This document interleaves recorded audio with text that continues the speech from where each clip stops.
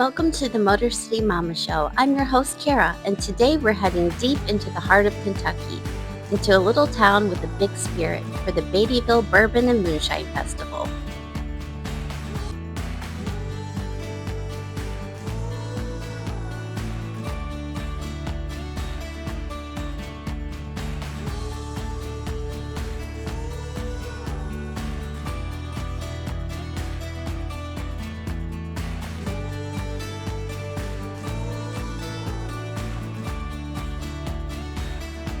Now, Beattyville isn't just a spot on the map. It's a place where the mountains hold stories, where family recipes pass down like heirlooms, and where every jar of shine tells you about the resilience of its maker.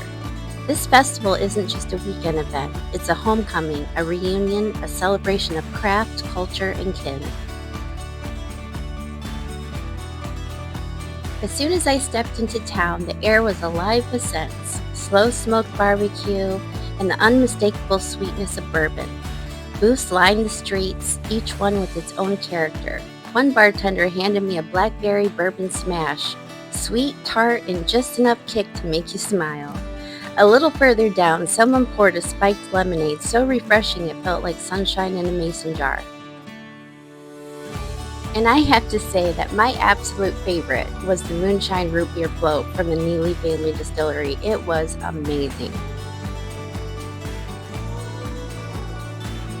And then the crowd shifted and the cheers rose up because this festival isn't just about tasting moonshine, it's about meeting the makers. Special guests from moonshiners and master distillers were there, shaking hands, posing for pictures, swapping tales like they were on your back porch. These weren't just TV stars, they were keepers of tradition, folks who've spent their lives chasing the perfect recipes, honoring the craft and living the culture that made moonshine more than just a drink. Standing among them, you realize shine isn't about rebellion anymore. It's about resilience. It's about family. It's about pride.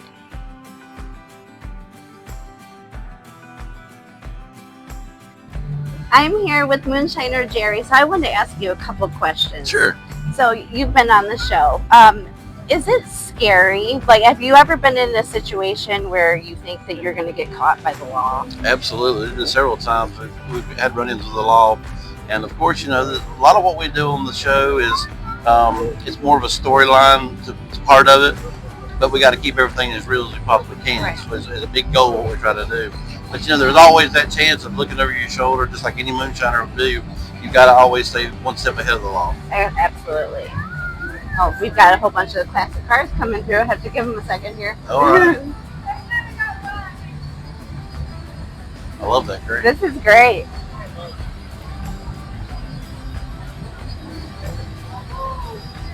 Okay. This is great. So, do you do many festivals? I do probably 4 or 5 bigger festivals a year. I used to started doing a lot of them when I first started the show.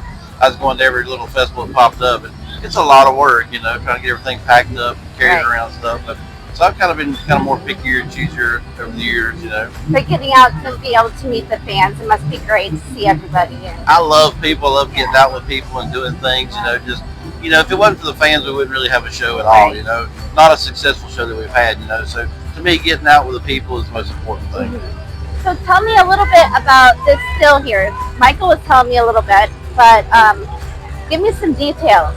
So basically, this still right here is a design I come up with a couple of years ago for season 13. It's an air-cooled steel. It requires no water. Any traditional steel has to have good cool water to be able to condense the alcohol from a vapor into a liquid. This one doesn't have to have that. It actually uses the ambient temperature of the air to condense the alcohol. So the delta T, which is the temperature differential between the point of alcohol boiling and the point which it cools, just has to be below that 173 degree threshold. So our ambient temperature today is probably about 80 degrees. Mm-hmm. So we're talking about nearly 90 degrees cooler than what the alcohol boils at. So it has to condense. Right. Well, I don't know anything about what he just said. That's just great. I'm trying to learn, so maybe you can teach me a little bit. I'm trying to learn a little bit from all of these moonshiners. So what is your favorite flavor? I asked Amanda Bryant how she comes up with the different flavors, and she said it's pretty much whatever is given to her and she can use. So what is your favorite batch, your favorite flavor you've ever used? My favorite flavor? is the flavor that sells. Yeah, the one that makes money. That's the one that makes money. That's the name of the game. Exactly. Now, I started years ago just making traditional corn liquor, and a lot of people enjoyed it. A lot of the older generation enjoyed it. Mm-hmm. But I realized that if the newer generation and the women wasn't drinking it, it wasn't really selling that well. So Exactly. that's what got me into doing a lot more of my flavors and stuff. Mm-hmm. So right now I'm about 220 different flavors I like wow. to do. So I really specialize in the flavors a lot. And so and it's I do everything from apple to watermelon, everything in between. It's my favorite. Watermelon's my favorite. So tell everyone where they can find you on social media. Well, you can find me on my Moonshiner Jerry page on Facebook, Moonshiner Jerry on TikTok and Instagram. You can find me at MaggieValleySteelCompany.com on the website. There at the store, and then all my information is on the website. Okay, great. Thank you so much. My pleasure. Right in the middle of Main Street, copper gleamed like sunlight. The still show let everyone get up close and personal with the tools of the trade. It was a classroom and a showcase all in one, living proof of how moonshine went from outlaw to art form.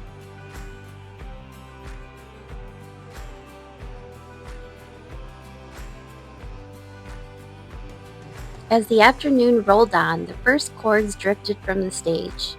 The music wasn't just background, it was the heartbeat of the festival.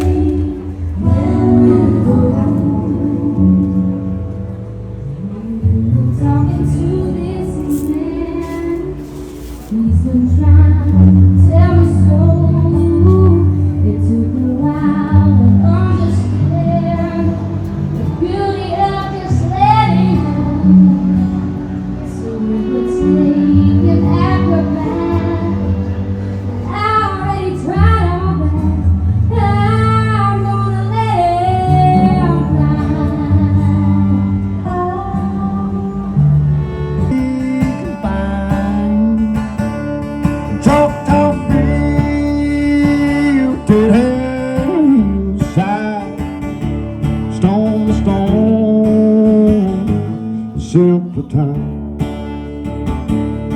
Well, the place my dad showed me back before this place was mine.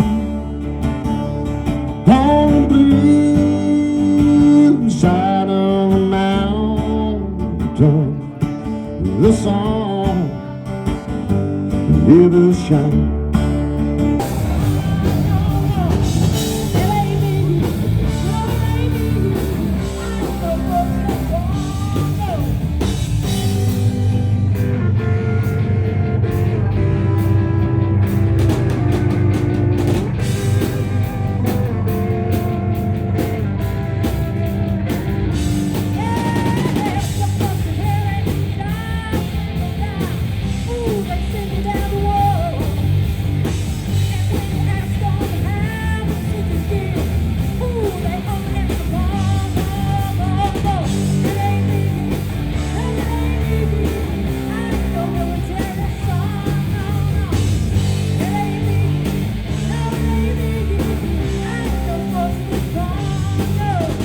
And just when you think you've seen it all, the sun starts dipping, the crowds grow louder, and Beattyville shows you its wild side. From roaring engines and classic chrome to games you've got to see to believe. Trust me, you don't want to miss it. Join me next week for part 2, where we dive into the BAMFest car show, the unforgettable hillbilly games, and a powerful appearance by Stony Britt, author of Rock Solid, the true story of Georgia's Dixie Mafia. Until then, this is your Motor City Mama signing off. Let's see. Where do I start? The Bourbon and Moonshine Festival was developed through some conversations with a friend of ours, Nina Rose. She is the owner of the local liquor store in town, the Boneyard Well. She wanted to help us come up with an event that would bring a new audience to town. And of course, Kentucky is known for the bourbon industry. But as our state Main Street coordinator pointed out, you can't have bourbon without moonshine.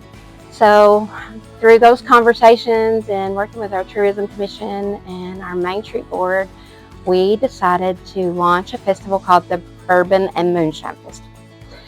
So we have all these friends, of course, in the Moonshine family that have either been on Discovery Channel Moonshiner Show or Master Distiller Show, or just in a family with that tradition and that family tradition passed down. So we decided to invite all them to come to town and just host a festival on Main Street, and I guess that's how it all began. And it's developed into something really fun. We've only been a wet county for 4 or 5 years, and so we're still adjusting to, having events where we serve alcohol. So, but we have proved to the world and our community that we can have an event in Eastern Kentucky and people drink and be responsible. We've not had any incidents or anything bad happen at the festival, and we're very proud of that. So the festival itself, we have music all day because we have so many locally talented singers and guitar players and banjo players, and we want to showcase them to the world. So we always feature local entertainment. The food trucks that were there yesterday were all local people. We have really good cooks here too, so it was an opportunity for them to showcase their good food and what they can make. And we had a few crafters there from the local farmers market, because we have a lot of people that can make some really good things too, and they're very talented. So everybody had a really good day yesterday at the festival. It was the 5th annual Bourbon and Moonshine Festival. Main Street was a good, steady crowd. We had a great car show, and everything just went really well, and we're really proud of it. And we have a lot of good friends, and it takes a lot of people to pull something like that off. So with that being said, I have to say that we've seen every person who lent a helping hand, who pitched in to cook or pick up garbage or move tables or put up canopies. We've seen a lot of that yesterday too. So we appreciate that very much. And we're blessed with a lot of good friends, and we appreciate everybody that came and was part of it. Well, tell everybody how they can find you on Facebook or social media. A couple key pages on social media where you can find out information about the Bourbon and Moonshine Festival or about the museum. We have a page called Donnie and Teresa Backwoods Moonshine Museum.